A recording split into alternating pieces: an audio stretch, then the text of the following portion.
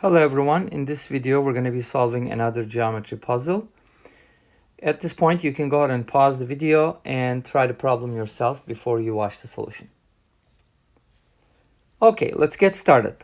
So we have two circles and a semicircle that are inscribed in a unit square as shown. Find the radius of the smaller circle.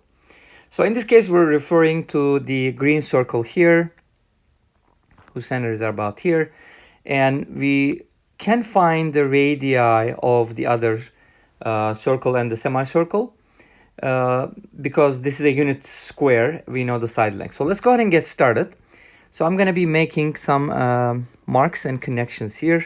First of all, as you know, or you should know, that if circles are tangent, then you should definitely connect their centers because that's going to give you a lot of good information. So let's go ahead and make some connections here. First of all, let's go ahead and connect these two centers. Let's see what that's going to look like. Approximately, I marked their centers. And then let's go ahead and make this connection. That'll be another center and a center. And then let's make this one as well. Okay, so these are the critical connections that we're going to make.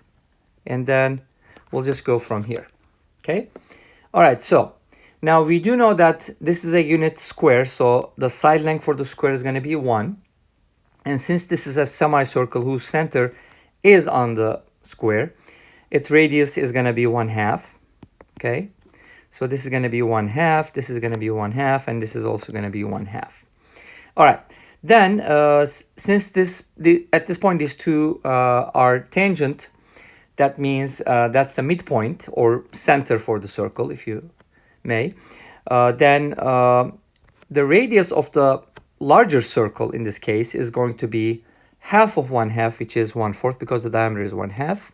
So this is going to be 1/4, and this is going to be 1/4. Okay, so let's go ahead and establish that. Now, we do not know the radius of the smaller circle. That's actually what we're trying to find. So let's call that R. And we know that this is also 1/2. Okay, so we're ready to solve this problem. Of course, we're going to be making more connections here. Let's go ahead and make more connections so we can kind of use the Pythagorean theorem. That's the main idea. So we're trying to use the Pythagorean theorem here. That's the whole idea behind the solution. So let's go ahead and drop this perpendicular and then just extend that. Okay. And then from here, we should be able to write some equations. Okay. So given the measurements, we can go ahead and say the following. First of all, this is a right triangle, as you know. So I can go ahead and use the Pythagorean theorem. Another right triangle that I'm going to be using, which I'll show you after this. Let me go ahead and write this relationship. Maybe I'll just mark that too. How about that? Okay, let me go ahead and mark this one too.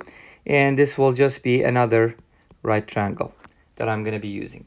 Okay, so these two triangles are actually going to help me find R.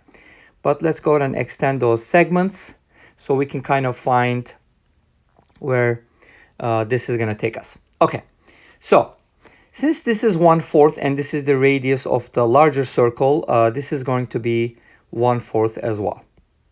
Okay, and from this drawing, we also know that the radius of the smaller circle is going to be less than 1/4 because it is the smaller circle. So we do know that R is going to be less than 1/4. I'm probably going to need to change the ink here. So let's go ahead and write that down as a statement that R is less than 1/4. Okay, so we're going to be making some calculations here. So let's go ahead and do that. Since this whole thing is 1/2 and this happens to be R here and R here, this length is actually going to be 1/2 minus R, right? And then this height, well, we don't know what it is, so let's go ahead and assign some variables. Let's call this length A and this length B, okay? So those two segments, let me go ahead and mark their endpoints so you can tell which ones are which, okay? So I have two segments that I need to find. But here's what. I do know that the side length for the square is 1. So we know that A plus B plus 1/4 is equal to 1. Let me go ahead and write that down. So A plus B plus 1/4 is equal to 1, which is the side length. From here, I get that a plus b is equal to 3/4. Okay, so this is also something that I'm going to be using in my equations. Now, how do we calculate a and b then? If we can find a and b, then we can just go ahead and add them and set it equal to 3/4. Okay, so to find a, I'm going to use Pythagorean theorem. And what I'm going to do is, I know this length is 1/2 minus, this length is going to be 1/2 minus r. So let me go ahead and write that there, because this was r and this was, the whole thing was 1/2. So this is going to be 1/2 minus r, this length. And then the other leg is going to be a, and we know that the hypotenuse is going to be 1/4 plus r. Okay.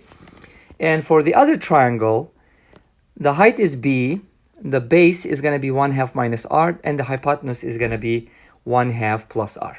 So let's go ahead and use the Pythagorean theorem on these two triangles, and let's see where this takes us. Okay, I'm going to start with the top one. So let's go ahead and write down 1/2 minus r quantity squared plus a squared is equal to 1/4 plus r squared. Okay, so let's go ahead and simplify this equation. From here, we can find a in terms of r. So this is going to be 1/4 minus 2ab is going to give me r plus r squared plus a squared, which is what I'm trying to isolate, equals 1/16 plus 1/2 of r plus r squared. Okay, so r squared cancels out, and my goal is to isolate a squared, so I can just go ahead and add r to 1/2 of r, which is going to give me 3/2 of r, and 1/4 is going to be subtracted. 1/16 minus 4/16 is going to be minus 3/16. Okay, all right, so we can actually go ahead and simplify this a little bit more by making a common denominator and then square rooting both sides, and that should give me, because if you multiply by 8, that should give me 24r minus 3, and then when I take the square root, it's going to be that divided by 4. Okay, so this is my r value, I'm sorry, the a value in terms of r. Now I got to do the same thing for b, and then I'm going to be adding those two equations and set them equal to 3/4. Okay, so let's take a look at the other triangle, which is the one below, and let's see how we can use the Pythagorean theorem there. Okay, so for that triangle, we know that the base is 1/2 minus r, so it's going to be 1/2 minus r squared, and then the height is b, as you know, plus b squared, and the hypotenuse is equal to 1/2 plus r. Okay, so it's going to be 1/2 plus r, and that is squared. Okay, this will be even simpler than the first one. So let's go ahead and square both sides. 1/4 minus r plus r squared, that's from the formula, plus b squared is equal to, now these two are similar except for the sign in between. So it's going to be 1/4 plus r squared. So a lot of things are going to cancel out. 1/4 r squared, and we end up with negative r here. If you add r to both sides, you'll be getting b squared equals 2r. And then what we can do from here is isolate b by square rooting both sides. Okay, so b is going to equal the square root of 2r. Now I have my a value here, and I have my b value here, and I also know that their sum is equal to 3/4 because of the side length of the unit square. Okay, so finally what we're going to do here is we're going to add the a value in terms of r and the b value and set that sum equal to 3/4. Okay, and by solving this equation, we're just gonna find the value of r, but we also have to keep in mind that r is less than 1/4 because it's smaller than the larger square. Okay, so in order to make it a little easier, let's go ahead and multiply both sides by 4 so we can get rid of the fractions. Square root of 24r minus 3 plus 4 times the square root of 2r is equal to 3. Now the best thing we can do is isolate one of the radicals so that we don't end up with quadratic terms. So we can go ahead and do this. Oopsies. That should be a 2r. Okay. Just wants to zoom out or zoom in. Okay, so this should be square root of 2r. And then what we're going to do now is we're going to square both sides of this equation, and that's going to give me, so if I go ahead and square this and square that, I should be getting 24r minus 3 on the left-hand side. And on the right-hand side, it's like a minus b quantity squared, which is going to be 9 minus 24 times the square root of 2r from 2ab. And then that should be 16 times 2r, which is 32r. Okay? All right, so this equation is basically going to give me what I need. So what I need to do is isolate the radical one more time. Let's go ahead and add this quantity to both sides. That's going to give me 24 times the square root of 2r.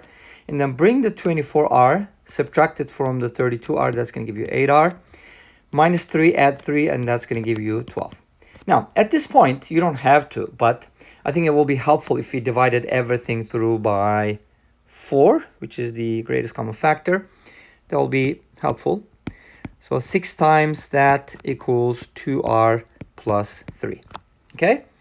And then what I'm going to do here is I'm going to go ahead and simplify this expression by squaring both sides. Okay? So we're going to be squaring one more time. And let's see what we get from here. This should be 36 times 2r, which is 72r, right? And the other side, we're going to have 4r squared plus 2ab is going to give me 12r plus 9. If you collect everything on the right-hand side, 4r squared, 12 minus 72 is going to be negative 60r plus 9 is equal to 0.